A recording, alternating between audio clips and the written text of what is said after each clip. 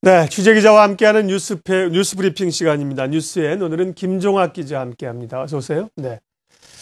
금융소득에 대한 과세 기준이 낮아지면서 금융권이 상당히 혼란스럽습니다. 돈들이 이동하고 있고요. 자산가들의 투자 행태가 크게 달라지고 있다는 거죠.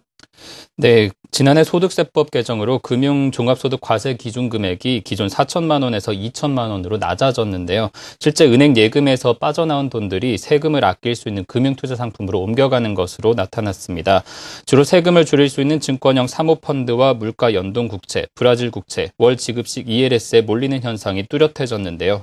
금융투자협회 자료를 보면 국내 주식형 펀드 등 증권형 사모펀드 설정액은 한 달 사이 3천억 원가량 늘었고 시세차익에 세금을 내지 않아도 되는 주식형 사모펀드는 2,021억 원 증가했습니다. 지난해 인기를 끌었던 주가 연계증권 ELS의 경우 과세 대상이 되는 이자 소득을 분산하기 위해 매월 수익을 받을 수 있는 월지급식 ELS에 자금이 몰렸습니다. 한편 투자처를 찾지 못한 투자자들 가운데 은행 예금에서 세부담이 없는 단기 투자 상품으로 옮기는 경향도 뚜렷합니다. 대표적 단기 상품인 종합자산관리계좌 CMA 잔액은 이달 들어 1조 670억 원 늘었고 머니마켓 펀드 MMF 잔액도 8조 2천억 원 증가한 것으로 집계됐습니다. 이 밖에 물가 연동 국채와 국가 간 조세 협약에 따라 세금이 면제되는 브라질 국채도 관심 대상입니다. 실제 물가 연동 국채는 지난 11일까지 410억 원어치 팔려 지난달 판매 금액을 넘어섰습니다. 자산가들이 세부담을 피하기 위해 투자 포트폴리오를 다시 짜면서 일시적으로 단기 상품에 자금이 몰리는 현상은 당분간 계속될 전망입니다. 네. 앞서도 이제 환율 얘기했는데요. 이 원화의 강세가 지속되고 있어서 수출 기업도 부담됩니다. 김중수 한흥총재가 환율 더 내리면 원화가 더 강세로 가면 조치를 좀 취하겠다는 얘기를 했죠. 네, 엔화에 대한 원화 환율이 연일 급락하면서 김중수 한국은행 총재가 적극적으로 대응하겠다는 뜻을 밝혔습니다. 김 총재는 엔화 가치 하락으로 환율 변동성이 확대될 경우 환율 미세 조정과 외화 건전성 조치 등으로 대응하겠다고 밝혔는데요. 환율 문제를 잘 언급하지 않았던 김 총재의 발언인 만큼 최근 환율 하락이 우려할 만한 수준이라는 뜻으로 풀이됩니다. 지난 14일 달러에 대한 엔화 환율은 89엔을 넘어섰고 원달러 환율은 1,050원을 맴돌고 있습니다. 이런 상황에서 한은이 외환시장 안정을 위해 정부와 공동으로 취할 수 있는 조치는 선물한 포지션 한도를 키우거나 외환 건전성 분담금을 부과하는 것 등이 꼽힙니다. 김 총재는 환율 수준이 문제가 아니라 변동폭이 지나치게 커지는 것을 경계하는 것이라며 자본시장이 투기 수요에 따라 움직이면 정부가 막아야 한다고 강조했습니다.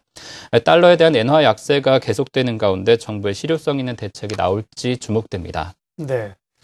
이동통신 회사들이 불법 보조금 지급으로 지금 영업 정지 조치를 돌아가면서 받고 있는데 그럼에도 불구하고 휴대폰 보조금 경쟁은 계속되고 있는 모양이에요.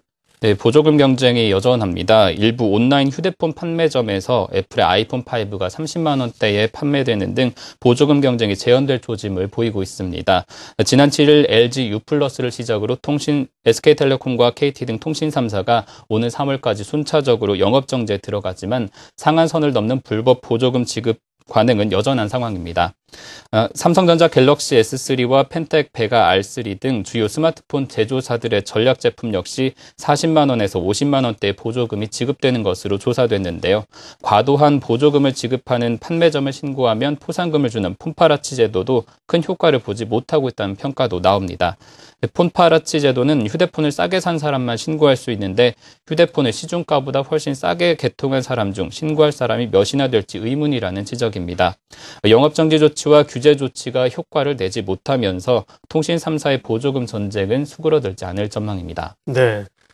이렇게 통신주에는 악재 요인들이 많은데 어제 통신주 주가가 또 급등을 했습니다. 이런 규제 조치들이 이미 현실화됐다는 거고 또 지난 4분기 실적이 좋다는 얘기가 있으면서 강세를 기록했는데 오늘 어떻게 될지 보겠습니다. 오늘의 주요 경제 일정 마지막으로 보죠. 네, 인수위원회 업무보고가 오늘도 계속됩니다. 제18대 대통령직 인수위원회가 공정거래위원회와 금융위원회, 법제처 등 각 부처에 대한 업무보고를 계속 받습니다. 오전에는 정부 세종청사에서 각 행정부처별 국무회의가 열리고 한국은행은 오후에 2012년 25차 금통위 의사록을 공개할 예정입니다. 네, 오늘의 뉴스 브리핑 김종학 기자와 함께했습니다. 잘 들었습니다. 네. 감사합니다. 네.